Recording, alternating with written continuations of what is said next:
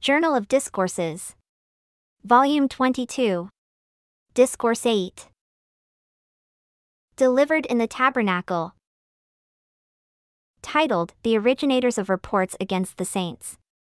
And, Feelings of the People in the East, etc. By George Q. Cannon.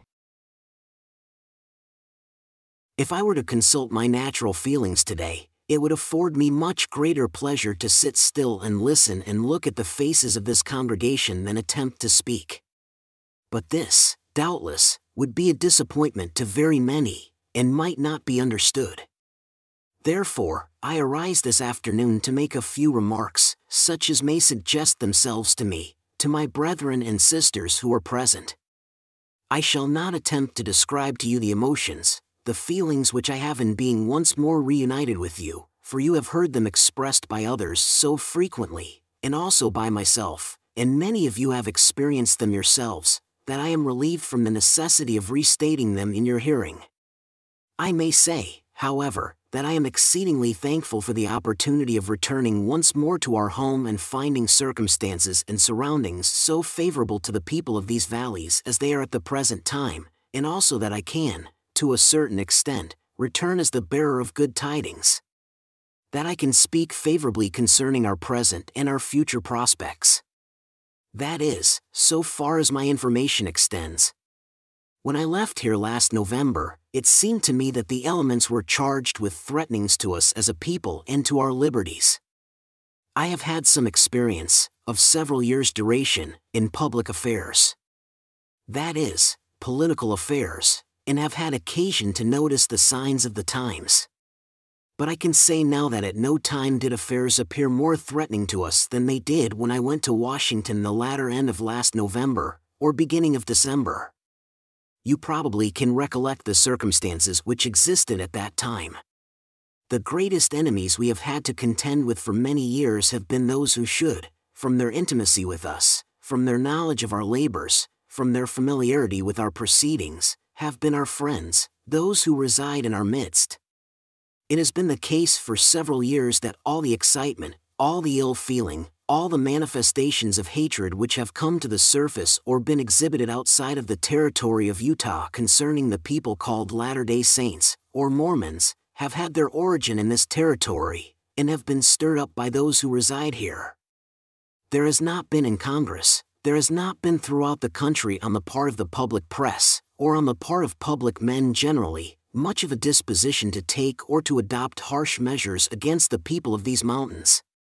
But there have been those residing in this territory who have seemed to be uneasy lest we should be treated too kindly, or be viewed too favorably by those who are outside of the territory, and there has been apparently a great dread on the part of a few individuals, lest there should be a disposition manifested by Congress and by those in authority to recognize us as fellow citizens, and to extend to us those rights and privileges to which we are entitled, I mean our rights to become a state, to be admitted into the Union, to receive recognition, the recognition of our numbers, of the good government of this territory that has been maintained for 33 years. Of the peace which has prevailed and the developments which have been made, all of which have entitled us to recognition and to admission into the Union as one of the states, and because this fear has seemed to exist in the minds of some individuals, they have done all in their power to misrepresent the people of this territory, that is, the majority of the people, circulating all manner of falsehoods, representing the people as disloyal, as not being fit to be entrusted with the full powers of citizenship.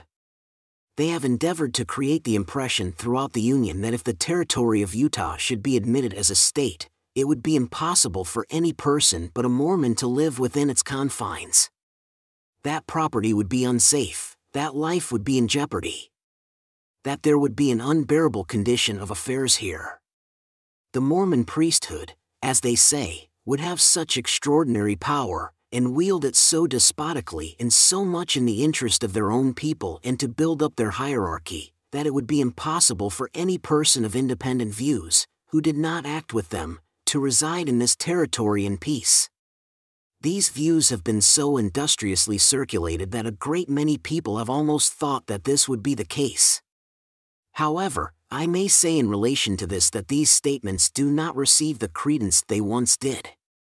It is not a new thing for these misrepresentations to be circulated. They have been harped upon for many years.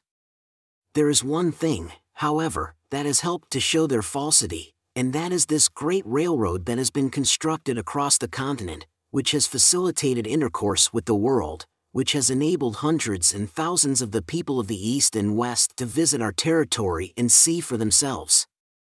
This has been one of the best means of educating the public mind correctly in relation to Utah and its people that I know of. It has done more to dissipate this cloud of misrepresentation that has overshadowed us for so long a period than anything else I know of.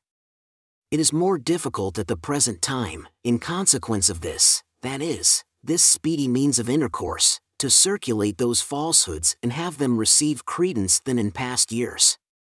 I am thankful that this is the case. I have done all in my power to urge public men to visit Utah. I have said to them, come. Come to Utah, come to Salt Lake. If you are going to California, don't miss visiting Salt Lake City. I have known that the effects of such visits have been beneficial to the parties who make them, as they tend to enlighten their views concerning us, beneficial to us, as they are the means of informing intelligent men and removing a vast amount of prejudice which exists regarding this people.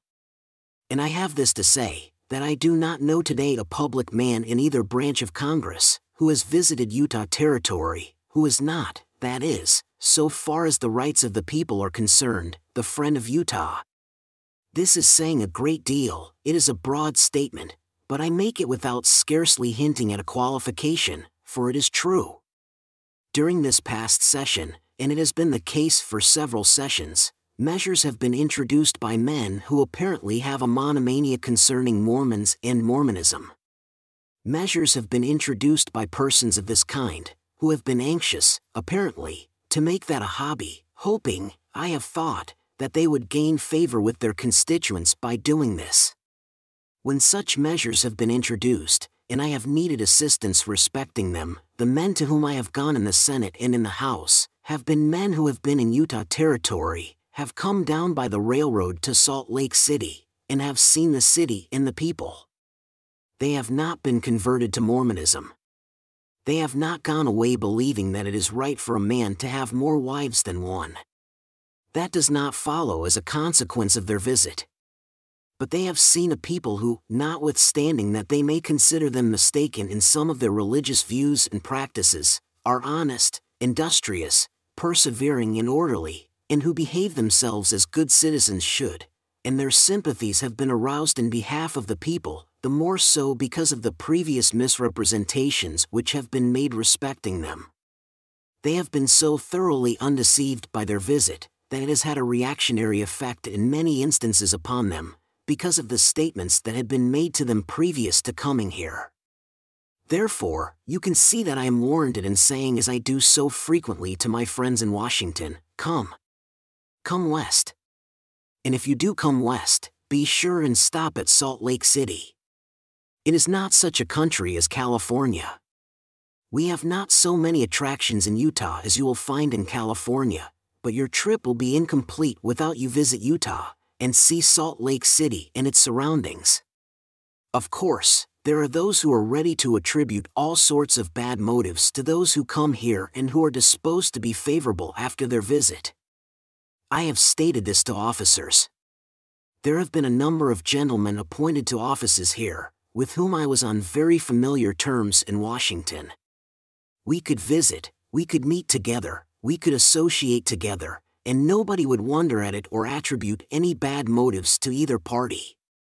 But I have said to these gentlemen when they have been appointed to office in Utah territory, now, I shall continue to be familiar with you as I am here if you wish it, but let me say to you that as soon as you get inside of the limits of our territory, if you and I are very familiar, somebody will raise the story that the Mormons have bought you, that they have got you in their hands, and it would hurt your influence. Is not this a strange condition of affairs, that in a territory of the United States citizens cannot associate together without a lot of miserable creatures here raising the story that there must be some corrupt motive in this association? and they have endeavored in this way to deter public men from doing their duty when they have come here. I remember one friend who came here, and in riding around he was seen in the presence of President Young. He came here as one of a committee going further west, and he was opposed in the public press here, till he became so indignant that he got copies of all the papers and mailed them to President Grant, to show him the assaults made upon public men, when they come to Utah, by a certain class who are here. We have these things to contend with. We shall probably have them to contend with. We have lived through them so far, and we shall continue to prosper and live through them in the future.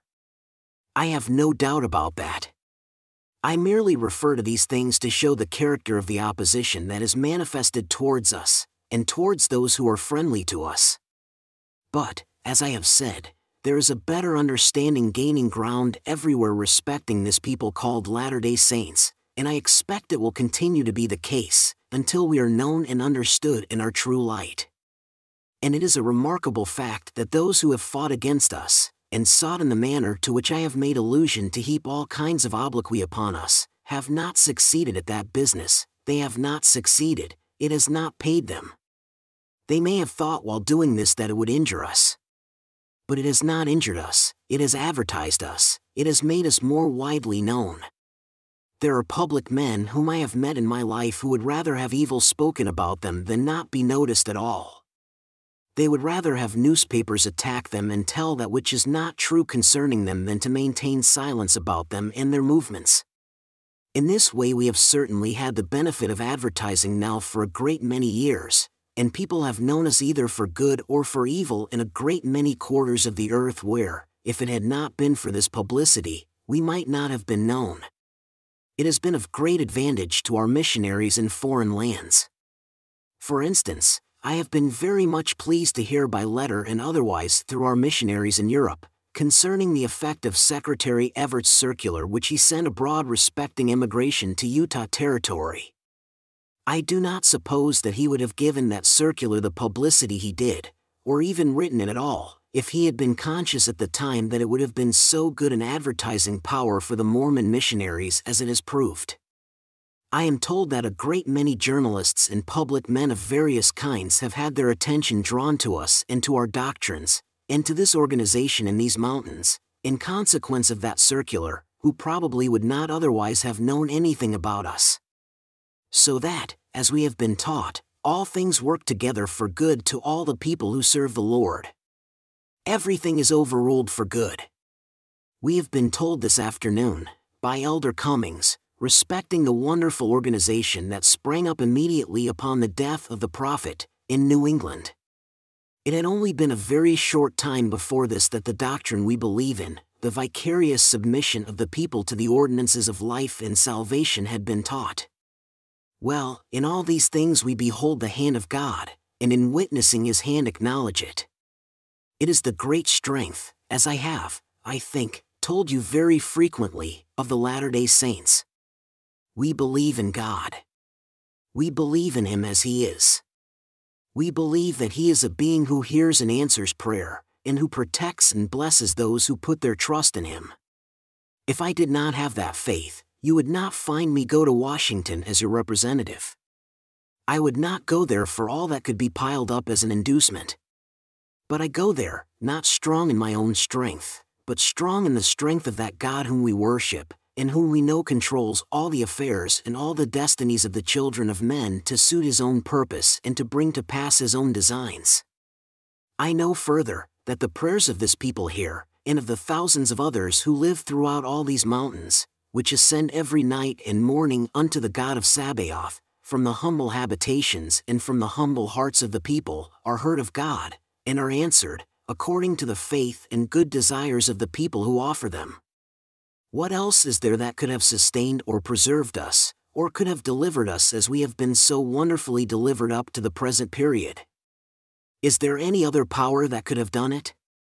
I am satisfied that there is no power beneath the heavens, no power of man, no combination of men, no wisdom or shrewdness or cunning of men, could have effected such great deliverances as have been wrought out for this people called Latter-day Saints. Nothing of this kind could have been brought to pass but by the power of God. He who created the heavens and the earth, and who placed man upon the earth, and who sent his Son Jesus in the meridian of time to die for man, the Redeemer and the Savior of man, no power but his could have brought about that which we witness and preserved to us that liberty which we now enjoy and for which as a people we should feel so thankful. Take the entire history of this people from the inception of the church, its first organization, until today. You trace it from its beginning at Fayette, Seneca County, in the state of New York, and through its travels, through the journeyings, the mobbings, drivings, and persecutions to which the people have been subjected, you trace it through until this day of grace, June 27, 1880, the anniversary of the death of the prophet Joseph, and his brother Hiram. And if a man can do so and not acknowledge that there is a God in heaven that overrules the affairs of the children of men, then he is in a worse condition than I can conceive it possible for a thinking man, who has ever had any of the light of truth in his heart to be in. Let others then do as they please concerning these matters.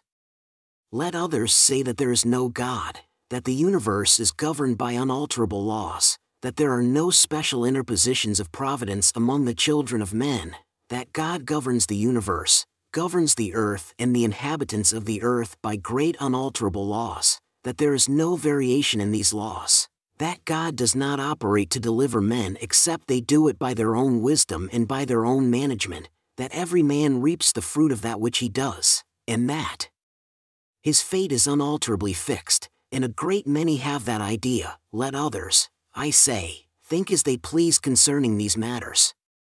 But let us, as a people, cling to the old faith, to the old doctrine that has come down to us through the Bible, that God is, that He is today as much as He ever was, and put our trust in Him. Let us train up our children to the faith that He is a God who hears and answers prayer, so that they will have faith in Him, that in times of trial, in times of difficulty, when they are encircled by danger and it would seem as though there were no possible way of escape from the danger with which they are threatened, they can humble themselves and call upon God with a faith that cannot be overcome, to deliver them and to give unto them those blessings which they need. It is the greatest comfort that a human being can have to be in close communion with his Father in heaven or her Father in heaven. If children grow up with that sort of faith, you will find many of the things Elder Cummings has alluded to, such as the healing of the sick, and the works that were done in ancient days by that same sort of faith, will be done, as they are done, in our households and in our communities. I have given expression to a few of my feelings. I am thankful to find you in such favorable circumstances. I say to you, live the doctrines that you profess. Be Latter-day Saints, not in name, but in word and in deed. Be an example in your lives. Live the religion you profess. Be meek, be gentle, be kind. If others revile you, revile not again. How easy it is to revile back when a man calls you something that is vile and low. How natural it is to say something equally sarcastic, equally severe, in return. Let us study to control our tongues in our households.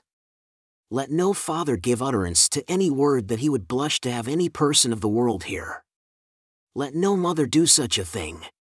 Let every child be taught to respect and reverence not only their parents, but old age. Let us endeavor to raise up a generation who will respect age. One of the great and growing evils that exists today in our land is the disrespect that is manifested by the young to age. Let us train our children to be respectful and to honor the gray hairs of the aged, to honor their parents, that the great promise that was made in olden times may be bestowed upon them, namely, that their days may be long in the land. I pray God, my brethren and sisters, to bless you and let the peace of heaven descend upon and abide with you in your homes and in your habitations, which I ask in the name of Jesus. Amen.